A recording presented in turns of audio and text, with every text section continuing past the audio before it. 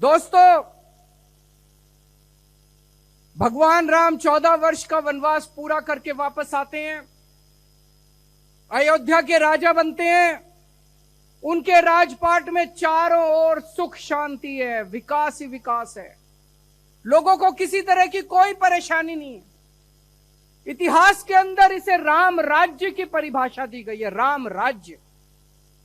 जब राम राज्य की बात की जाती है तो कहा जाता है कि पूरे मानव जाति के इतिहास में इस तरह का सुख शांति वाला अच्छा शासन आज तक कभी नहीं हुआ। रामायण के अंदर इसका कई चौपाइयों और दोहों के अंदर विवरण है, मैं एक बस पढ़ के सुनाऊंगा। दैहिक दैविक भौतिक तापा, राम राज नहीं काहू ही व्यापा। दैहिक दैविक भौतिक तापा, राम राज नहीं काहू ही व्यापा।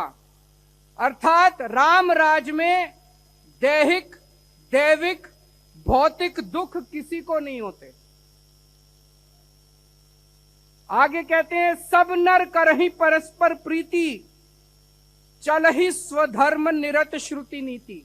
सब लोग अपने अपने धर्म का पालन करते हैं, नीतियों के हिसाब से प्रेम से रहते हैं, प्रीति से रहते हैं और अपने अपने धर्म का पालन करते हैं। आज दिल्ली के अंदर हम लोग राम राज्य की अवधारणा से प्रेरणा लेके अपनी सरकार चलाने की कोशिश कर रहे हैं। रामायण के अंदर जो राम राज्य की परिभाषा दी गई है, जो अवधारणा दी गई है, उसे हमने 10 बिंदुओं के अंदर संजोया है। 10 प्रिंसिपल्स हैं जिसके ऊपर हम अपनी सरकार चलाने की कोशिश कर रहे हैं। पहला सिद्धांत, राम राज्य के अंदर कभी कोई भूखा नहीं मरता। हमारी कोशिश है कि दिल्ली के अंदर कोई भूखा नहीं रहना चाहिए। जो गरीब लोग हैं हम उन्हें मुफ्त में राशन देते हैं। जो बेघर लोग हैं हम उनके लिए नाइट शेल्टर्स बनाते हैं ताकि कोई भूखा नहीं सोना चाहिए। हमारी पूरी कोशिश रहती है, मैं ये नहीं कह रहा कि हमने 100% अचीव कर लिया, लेकिन हमारी कोशिश रहती है कि दिल्ली के अंदर कोई भूखा नहीं सोना चाहिए। दूसरा सिद्धांत है, सबको समान और अच्छी शिक्षा मिलनी चाहिए। एक जैसी शिक्षा मिलनी चाहिए, अच्छी शिक्षा मिलनी चाहिए। भगवान राम के समय में सब बच्चों को गुरुकुल में शिक्षा मिलती थी। राजा का बेटा भी गुरुकुल में जाता था, रंक का बेटा भी, भिखारी का बेटा भी, मजदूर का बेटा भी, किसान का बेटा भी, व्यापारी का बेटा भी, सब लोग गुरुकुल में जाते थे और एक समान सबको शिक्षा मिलती थी। आज हमारे देश के अंदर ऐसी प्रथा चल पड़ी है पिछले 75 साल के अंदर। अमीरों के बच्चे, जिसके पास थोड़ा भी पैसा है, वो बच्चे प्राइवेट स्कूल में जाते हैं। गरीबों के बच्चे सरकारी स्कूल में जाते हैं। सरकारी स्कूलों में पढ़ाई नहीं होती, गरीब गरीब रह जाता है, अमीर अमीर होता जाता है। गरीबों के बच्चों को कोई भविष्य नहीं मिलता, अमीरों के बच्चे अमीर होते जाते हैं, उनके डॉक्टर बनते हैं, इंजीनियर बनते हैं। पिछले 8 साल के अंदर, 9 साल के अंदर हमने इस प्रथा को बदला दिल्ली के अंदर। अब दिल्ली के गरीबों के बच्चों को भी अच्छी से अच्छी शानदार शिक्षा मिलने लगी है, समान शिक्षा मिलने लगी है। अब प्राइवेट स्कूलों से अपना नाम कटा के अमीर लोग भी अपने बच्चों को सरकारी स्कूलों में भर्ती करा रहे हैं। एक ही डेस्क पे अमीर और गरीब का बच्चा एक साथ बैठ के पढ़ रहे हैं। अब गरीबों के बच्चों को भी अच्छा भविष्य मिलने लगा है, उनके बच्चे भी डॉक्टर, इंजीनियर, वकील बनने लगे हैं। तो राम राज्य से प्रेरणा लेके अब दिल्ली के अंदर हमने सभी बच्चों को समान और अच्छी शिक्षा देना शुरू किया है। तीसरा सिद्धांत, अगर कोई बीमार हो जाए तो सबको समान और अच्छा इलाज मिलना चाहिए। पैसे के अभाव में किसी का इलाज रुकना नहीं चाहिए। पैसे के अभाव में, इलाज के अभाव में किसी की मौत नहीं होनी चाहिए। पहले जैसे पूरे देश के अंदर है, गरीब आदमी सरकारी अस्पताल में जाते हैं, सरकारी अस्पताल में इलाज के नाम पे कुछ नहीं होता। अमीर लोग प्राइवेट बड़े बड़े 5 स्टार अस्पतालों में जाते हैं। गरीबों के पास पैसा नहीं है। आज इलाज इतना मुफ्त हो गया कि प्राइवेट में चले जाओ, सारी जमीन जायदाद बिक जाती है। दिल्ली के अंदर हमने सरकारी अस्पतालों को शानदार बनाया, मोहल्ला क्लिनिक खोले, पॉली क्लिनिक खोले, अब महिलाओं के मोहल्ला क्लिनिक खोल रहे हैं, सारी दवाइयां फ्री की, सारा इलाज मुफ्त किया। आज दिल्ली के अंदर सभी लोगों को, चाहे अमीर हो चाहे गरीब हो, समान और अच्छा इलाज मिलना चालू हुआ है। अभी बहुत कुछ करना बाकी है। मैं जब ये सारी बातें बोल रहा हूं, इसका मतलब ये नहीं कि हमने बिल्कुल आइडियल सब कुछ अच्छा कर दिया, लेकिन उस दिशा के अंदर काफी बड़े काम हुए हैं। चौथा सिद्धांत, 24 घंटे बिजली आनी चाहिए। और अगर कोई गरीब है तो उसको भी बिजली मिलनी चाहिए, उसके पास अगर पैसे नहीं है बिजली देने के। आज बिजली कोई ऐशो आराम की चीज नहीं है।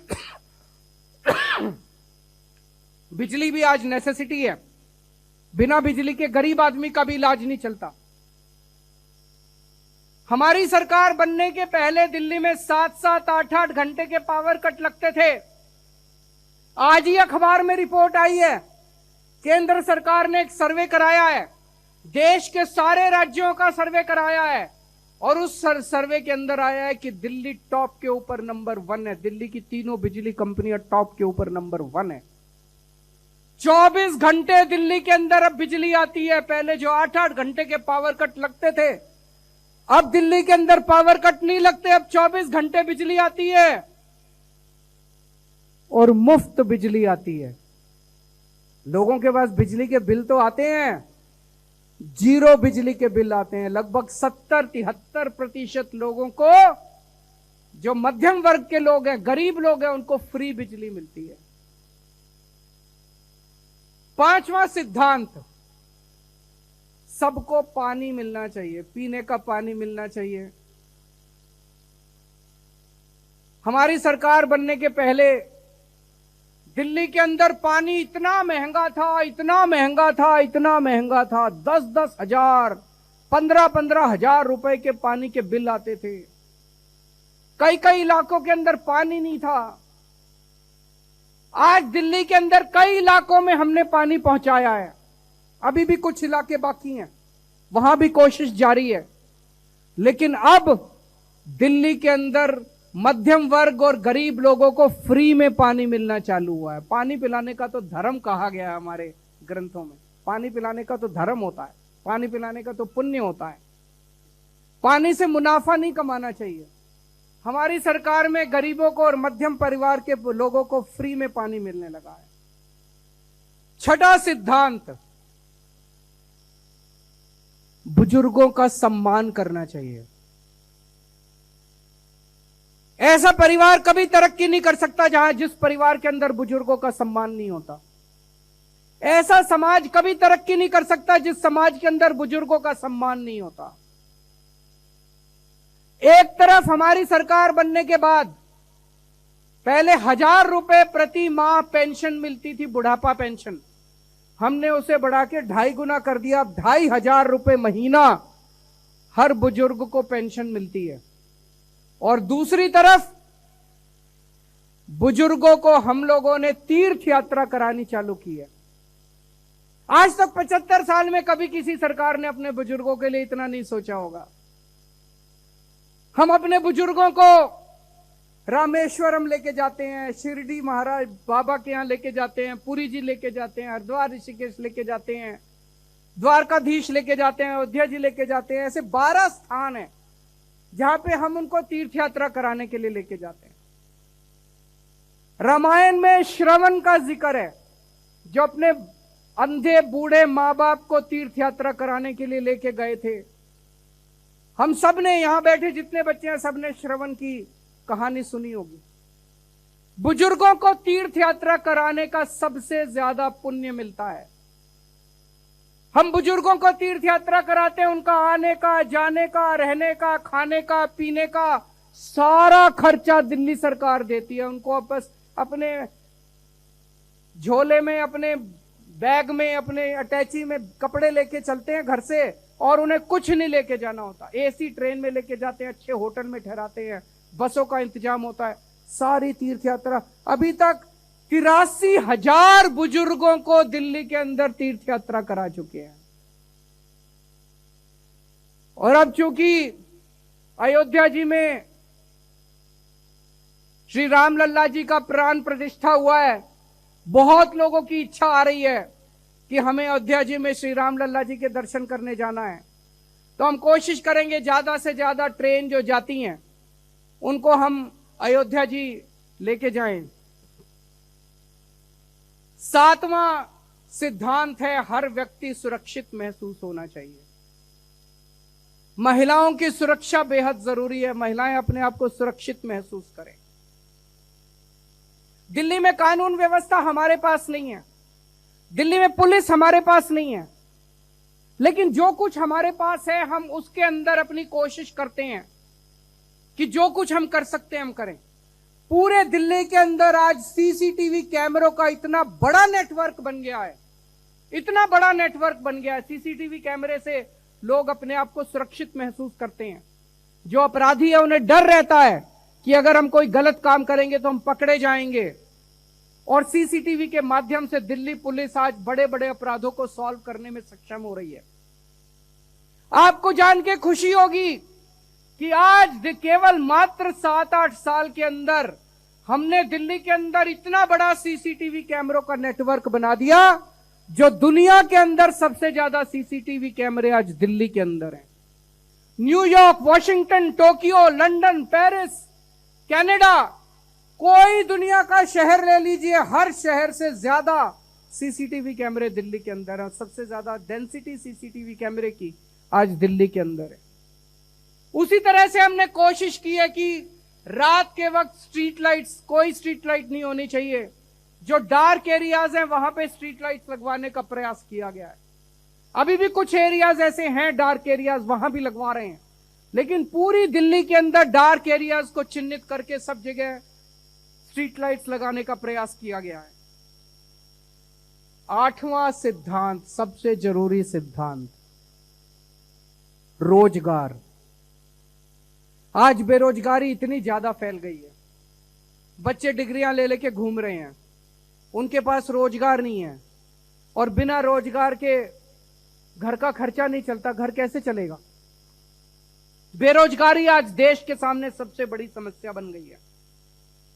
उसको दूर करने के हमने कई प्रयास किए। एक तरफ दिल्ली सरकार कई तरीके से कई लोगों को रोजगार दे रही है, सरकारी कई नौकरियां निकल रही हैं। हमने ढेरों मोहल्ला क्लिनिक खोले, उनमें लोगों को रोजगार मिला।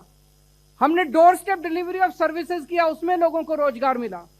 हमने ढेरों नए स्कूल खोले, उसमें युवाओं को रोजगार मिला। ढेरों रोजगार मेलों का आयोजन किया गया, जहां पे कंपनियों को बुलाया गया, युवाओं को बुलाया गया, वहां पे युवाओं को रोजगार मिला। जॉब पोर्टल बनाया गया, उस जॉब पोर्टल पे लगभग 10 से 12 लाख नौकरियां निकली, वहां पे बच्चों को रोजगार मिला।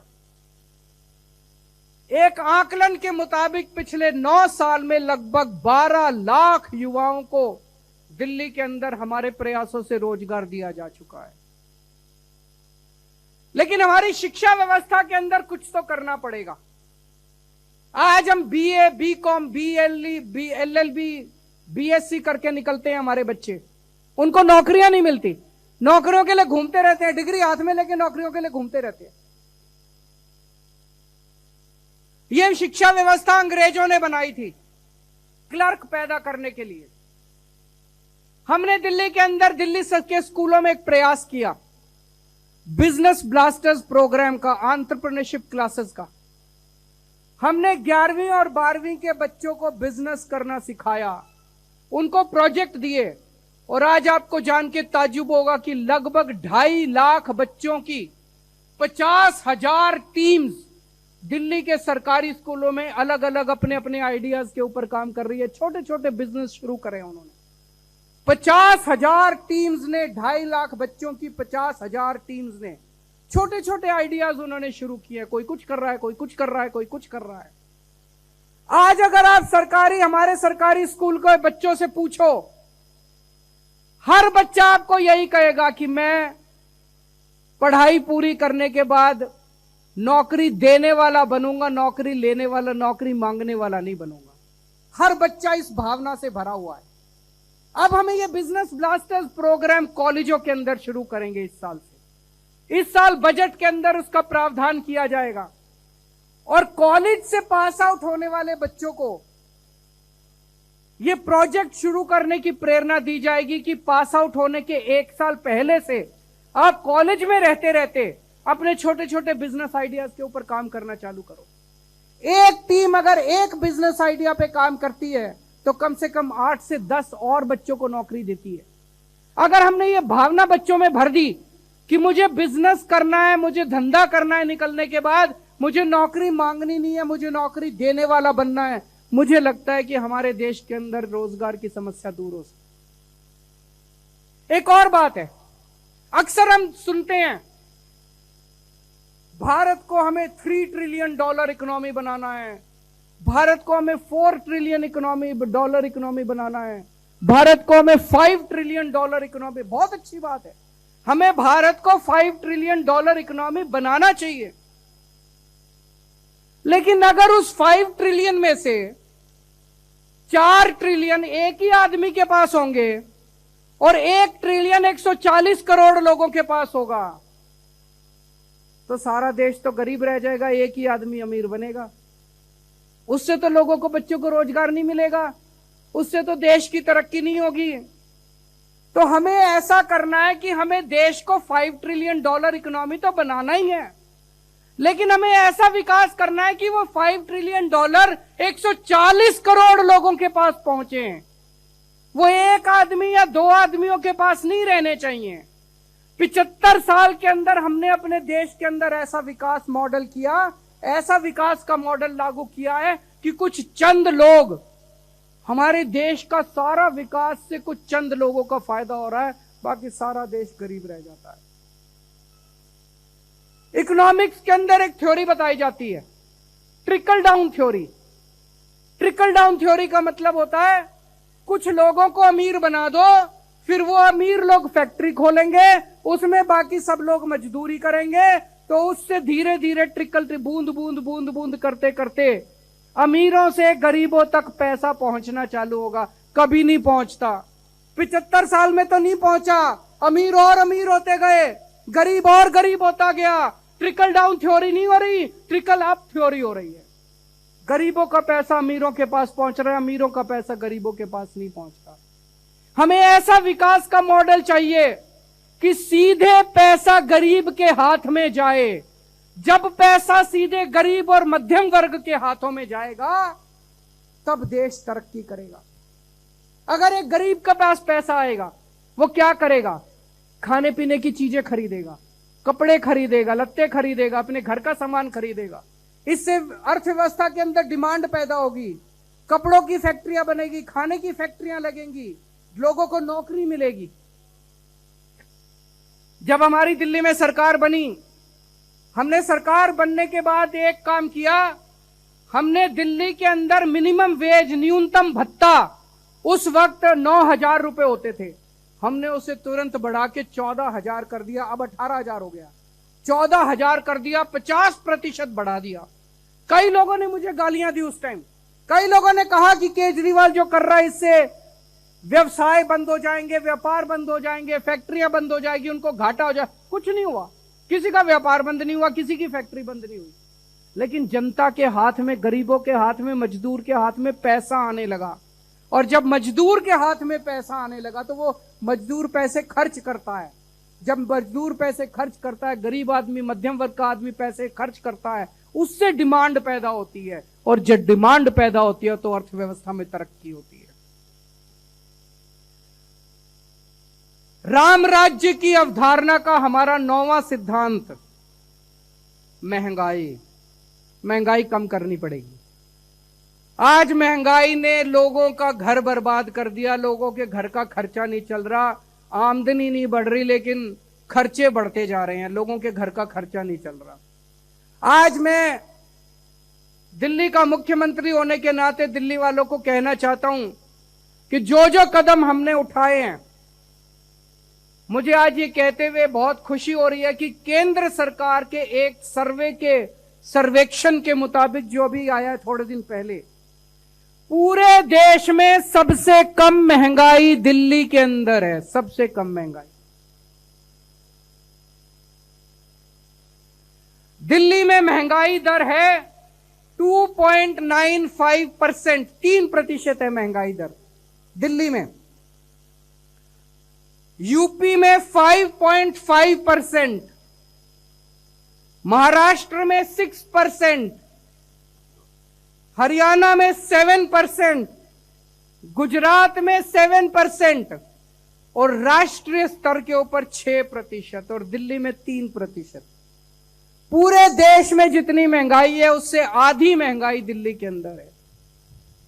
दिल्ली में हमने आपकी बिजली मुफ्त की हुई है, आपका पानी मुफ्त किया हुआ है, आपके बच्चों को अच्छी शिक्षा दे रहे हैं, मुफ्त में दे रहे हैं, आपका इलाज कर रहे हैं, दवाइयों का खर्चा सारा मुफ्त है, महिलाओं के लिए बस में सफर मुफ्त है, बुजुर्गों की तीर्थ यात्रा मुफ्त है।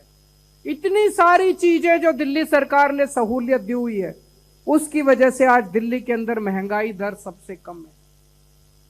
अगर लोग महंगाई से लोगों की कमर टूट जाएगी तो उसको तो हम राम राज्य नहीं कह सकते ना। राम राज्य तो तब होगा जब लोग खुशी से रहेंगे, अच्छे से रहेंगे, खुशहाल होंगे। महंगाई में लोग खुशहाल नहीं हो सकते, तो हमें महंगाई को कम करना है। और 10वां और आखिरी सिद्धांत, भगवान ने सबको बराबर बनाया है, चाहे इस धर्म का हो चाहे उस धर्म का हो, चाहे इस जाति का हो चाहे उस जाति का हो, चाहे अमीर हो चाहे गरीब हो, चाहे युवा हो चाहे बुजुर्ग हो, सब बराबर है। हमें ऐसी शासन व्यवस्था कायम करनी है जिसमें सबको बराबरी से उसमें हिस्सा मिल सके, बराबरी के अवसर मिल सकें और सब लोग आपस में प्यार और मोहब्बत से रहें।